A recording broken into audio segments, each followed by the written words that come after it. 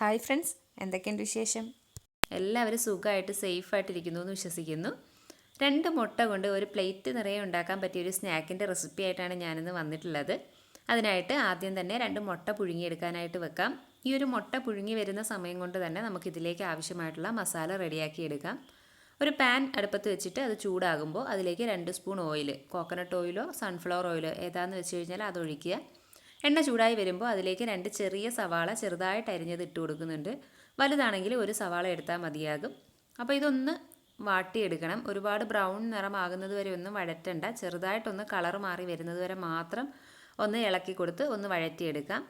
അതൊന്ന് കളർ മാറി വരുന്ന സമയത്ത് നമുക്കിതിലേക്ക് കുറച്ച് ഇഞ്ചി വെളുത്തുള്ളി ചതച്ചത് ചേർത്ത് കൊടുക്കാം. 1 സ്പൂണോളം ഇഞ്ചി വെളുത്തുള്ളി, ഒരു 3-4 കഷ്ണം വെളുത്തുള്ളിയും ഒരു ചെറിയ കഷ്ണം ഇഞ്ചിയും കൂടി ചതച്ചെടുത്തത് ചേർത്ത് കൊടുക്കുന്നുണ്ട്.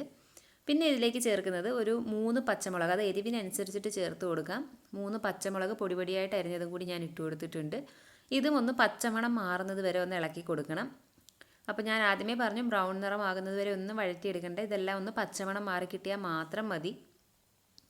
പിന്നെ ഇതിലേക്ക് 1 ടീസ്പൂൺ ക്രഷ്ഡ് ചില്ലി അല്ലെങ്കിൽ മുളക്, ചുവന്ന വറ്റൽമുളക് ചതച്ചത് ഇട്ട് കൊടുത്തിട്ടുണ്ട്. അതില്ലാന്നുണ്ടെങ്കിൽ മുളക് പൊടി ഇട്ട് കൊടുത്താൽ മതി. പിന്നെ ഒരു 1/2 ടീസ്പൂൺ ഗരം മസാലയും 1/2 ടീസ്പൂൺ ചാട്ട് മസാലയും കൂടി ഇട്ട് കൊടുത്തിട്ടുണ്ട്. ആ ചാട്ട് മസാല ഇടുമ്പോൾ ഒരു സ്പെഷ്യൽ ഒരു ടേസ്റ്റാണ് നമ്മുടെ ഈ സ്നാക്കിന് കിട്ടുന്നത്. ചാട്ട് മസാല ഇല്ല എന്നുണ്ടെങ്കിൽ മസാല റെഡിയാക്കിയ ശേഷം ലാസ്റ്റ് അതിലേക്ക് കുറച്ചൊരു നാരങ്ങാനീര് ചേർത്ത് കൊടുത്താലും മതിയാകും. അപ്പോൾ ഇതെല്ലാം കൂടി നന്നായിട്ട് ഒന്നും കൂടി ഒന്ന് ചൂടാക്കി എടുക്കാം. ആ മസാലയൊക്കെ ഒന്ന് ചൂടായി വരുമ്പോൾ ഇതിലേക്ക് നമുക്ക് ഒരു 2 മീഡിയം സൈസ് ഉരുളക്കിഴങ്ങ് പുഴുങ്ങി തൊലി കളഞ്ഞ് ഉടച്ചെടുത്തതും കൂടി ചേർത്ത് കൊടുക്കാം. അപ്പോൾ നന്നായിട്ടൊന്ന് ഉടച്ചെടുത്ത ഉരുളക്കിഴങ്ങ് ഇതിലേക്ക് ചേർത്ത് കൊടുക്കുന്നുണ്ട്. ഉരുളക്കിഴങ്ങും വലിപ്പം ഉള്ളതാണെങ്കിൽ ഒരെണ്ണം എടുത്താൽ മതിയാകും.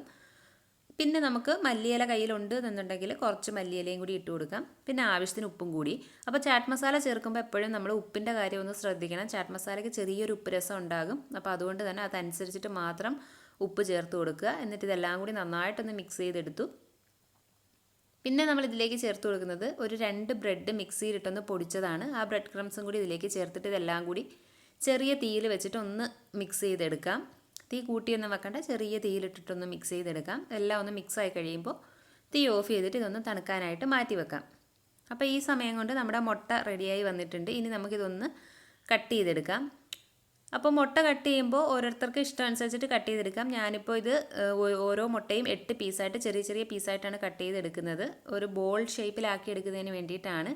അപ്പോൾ നിങ്ങൾക്ക് നീളത്തിനാക്കി എടുക്കണം എന്നുണ്ടെങ്കിൽ 4 പീസായിട്ട് കട്ട് ചെയ്താലും മതി. ഇതിപ്പോൾ ചെറിയ ചെറിയ ബോളാക്കാൻ വേണ്ടി 8 പീസായിട്ട് ഞാൻ കട്ട് ചെയ്തിട്ടുണ്ട്. നമ്മുടെ മസാല ഒന്ന് നന്നായിട്ട് തണുത്തിട്ടുണ്ട്. ഇതൊന്ന് കൈകൊണ്ട് നല്ലതുപോലെ ഒന്നും കൂടി ഒന്ന് മിക്സ് ചെയ്തെടുക്കുന്നുണ്ട്. കാരണം നമുക്കിത് കയ്യിൽ വെച്ച് ഷേപ്പ് ചെയ്യുമ്പോൾ ഒന്ന് ഈസി ആവുന്നതിന് വേണ്ടിയിട്ടാണ് ഒന്ന് കുഴച്ചെടുക്കുന്നത്. ഇതിപ്പോൾ നന്നായിട്ട് കുഴച്ച് റെഡിയാക്കിയിട്ടുണ്ട്. ഇനി നമുക്കിതൊന്ന് ഷേപ്പ് ചെയ്തെടുക്കാം.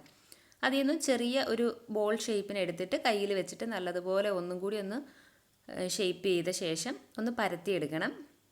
പരത്തി അതിൻ്റെ ഉള്ളിലേക്ക് നമ്മൾ ഒരു പീസ് മുട്ട എടുത്ത് വെച്ചിട്ട് ബോളാക്കി എടുത്താൽ മതി.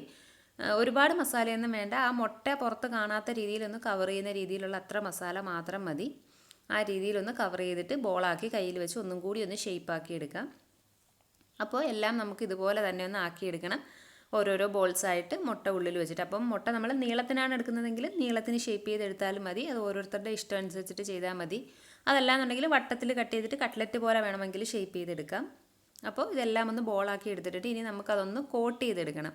അതിൻ്റെ കോട്ടിംഗ് ഉണ്ടാക്കുന്നതിനായിട്ട് ഒരു 2 സ്പൂൺ മൈദ എടുത്ത് അതിലേക്ക് കുറച്ച് വെള്ളം ചേർത്ത് കട്ടയില്ലാതെ നല്ലതുപോലെ ഒന്ന് കലക്കിയെടുക്കാം. അപ്പോൾ തിക്കായിട്ട് വേണ്ട, കുറച്ച് ലൂസായിട്ട് നമ്മൾ സാധാരണ കട്ട്ലറ്റൊക്കെ ഒന്ന് ഡിപ്പ് ചെയ്തെടുക്കാൻ എടുക്കുന്നത് പോലെ നല്ല ലൂസായിട്ട് ഈ ഒരു കൺസിസ്റ്റൻസിയിൽ കലക്കിയെടുക്കണം.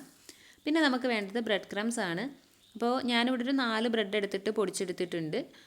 നമ്മൾ സിംഗിൾ കോട്ടിങ് മാത്രമാണ് ചെയ്തെടുക്കുന്നതെങ്കിൽ 3 ബ്രെഡ് മാത്രം മതിയാകും. ഞാനിവിടെ ഡബിൾ കോട്ടിങ് ചെയ്തെടുക്കുന്നുണ്ട്. ഡബിൾ കോട്ടിങ് ചെയ്യുമ്പോൾ നമുക്ക് ആ ഒരു ഔട്ടർ ലെയർ കുറച്ചും കൂടി ഒന്ന് തിക്കായിട്ട് കിട്ടും. അപ്പോൾ ആദ്യം നമ്മുടെ ഓരോ ബോൾസും ആ മൈദ നമ്മൾ കലക്കി വെച്ചിരിക്കുന്നതിലേക്കൊന്ന് ഡിപ്പ് ചെയ്തെടുക്കണം.